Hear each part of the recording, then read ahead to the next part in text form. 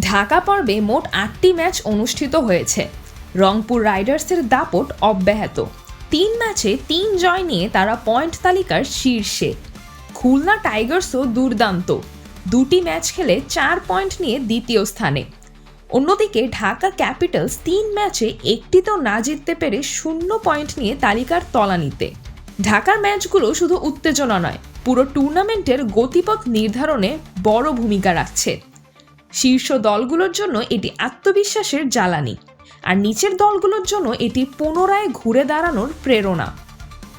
রংপুর রাইডার্সের বোলিং ও batting line up ছিল দুর্দান্ত, বিশেষ করে তাদের অধিনায়কের স্ট্র্যাটেজি ও শেষ মুহূর্তের পারফরমেন্স ছিল নজরকাড়া। খুলনা টাইগার্সের অলরাউন্ডাররাও দুর্দান্ত পারফর্ম করেছে, আর ঢাকা ক্যাপিটালসের বড় চ্যালেঞ্জ তাদের ব্যাটিং অর্ডারকে মজবুত করা। ঢাকা পর্ব শেষ, এখন খেলা গড়াবে চট্টগ্রাম এবং সিলেটের মাঠে। এই পর্বগুলোতেই হয়তো অনেক দল নিজেদের শক্তি দেখাবে এবং টেবিলের অবস্থান বদলাবে।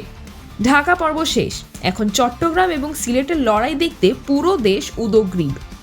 কোন দল ঘুরে দাঁড়াবে, কারা টেবিলের শীর্ষস্থান ধরে রাখবে? সিজরাতুল আভা, ডেইলি আওয়ার, বাংলাদেশ।